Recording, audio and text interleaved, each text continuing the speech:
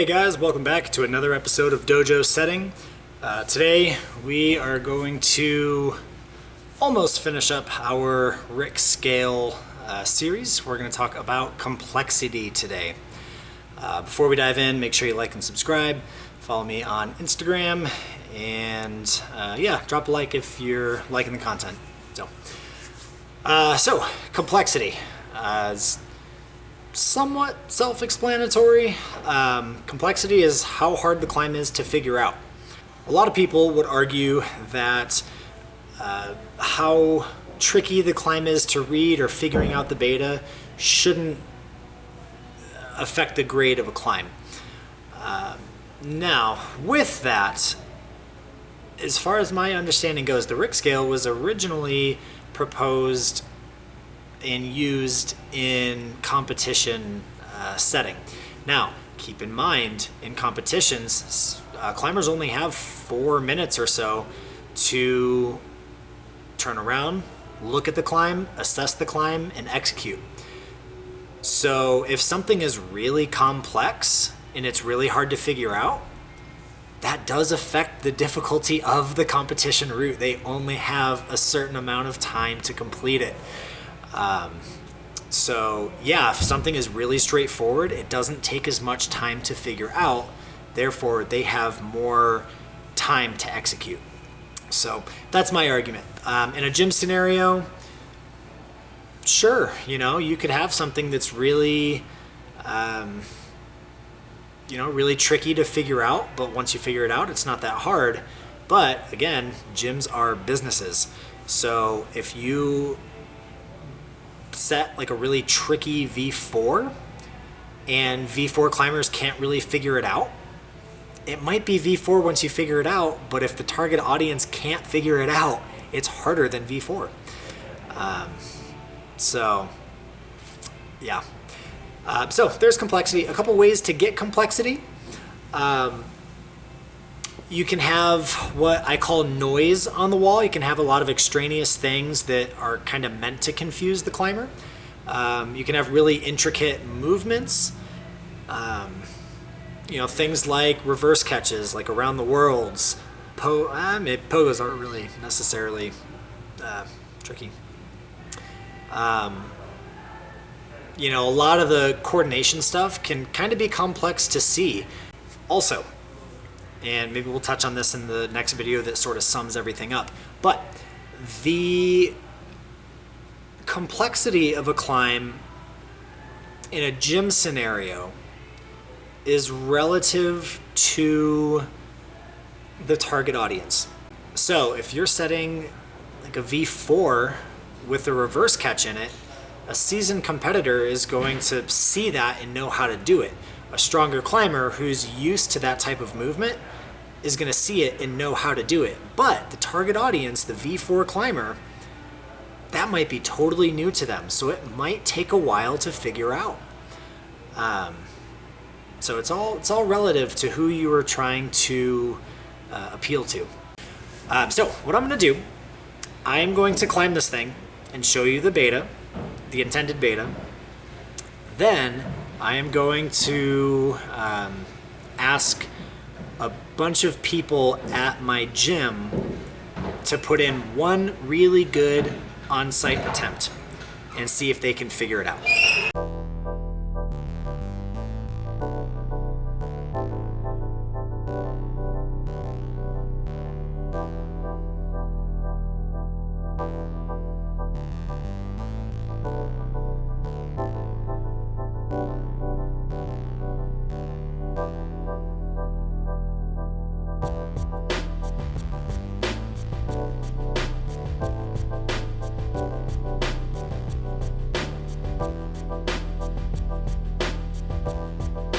Okay, so there's the beta. A lot of minute things there, a lot of noise up in this area.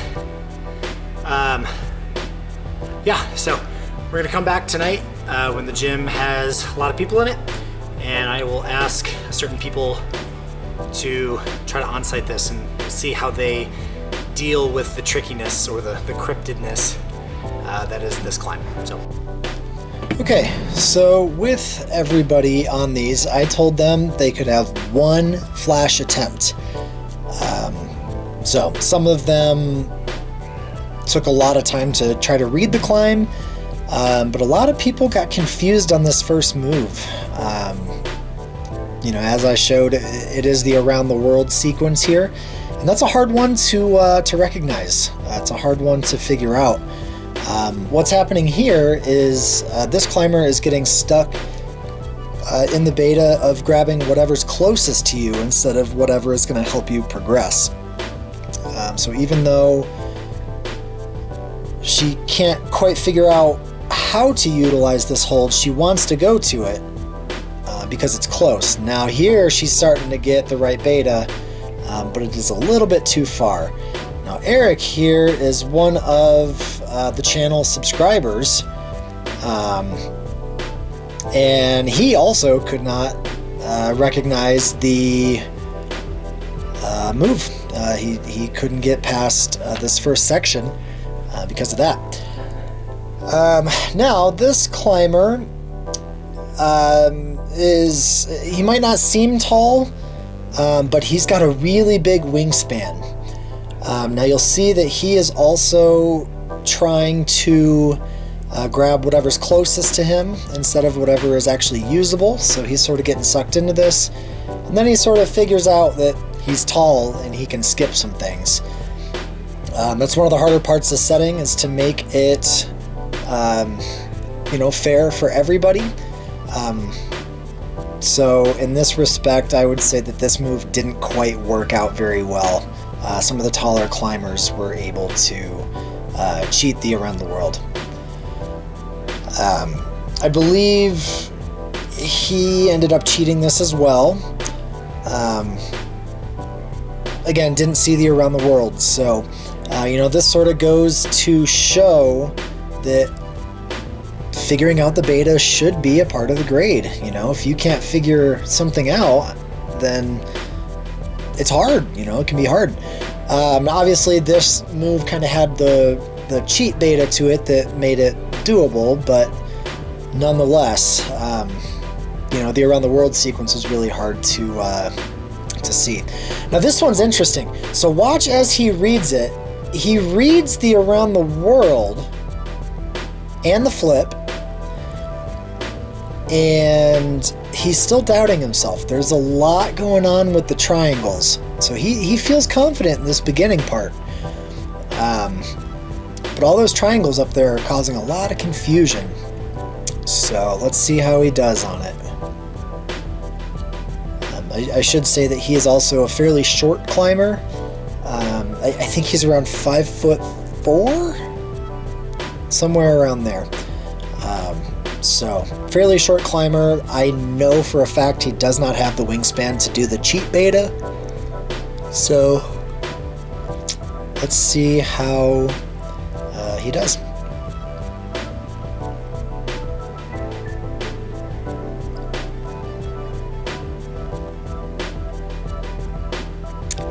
So again, you saw that he read the around the world sequence and he's still trying to utilize the closer hold. But look at that. He figures it out. He cruises through it pretty quickly. He's looking good.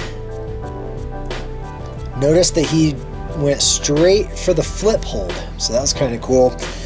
Now, this individual is probably one of the strongest people at my gym.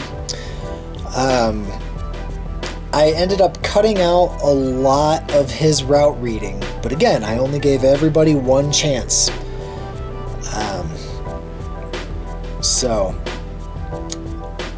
Yeah, we'll see how he does on it. I think his beta, he actually was probably the closest to how I climbed it. You'll see the small variances in it. But for the most part, he climbed it almost identically to how I did it. So that was pretty interesting for sure. So right there, recognizes the around the world. He uses a higher foot to get into it, but it works, so I'll allow it. Over to the arete. A little sloppy foot cut, but I can't blame him. He gets the flip. and that, and that. Now here's where it differs. He just makes the big jump move to the top. So that was really cool. And of course, this person here is probably one of the stronger members of the gym as well. She's also really short and really strong. So she's able just to do this crazy Gaston shouldery move to skip the around the world. But notice up here with the triangles, she's still kind of fumbling around with them. And she's almost doing the sequence that I did. Now look at that. Top move still comes in. So that complexity of, the tic-tacky, the tic-tacky sequence with the triangles does work. So her and the previous guy were the only people to finish the climb.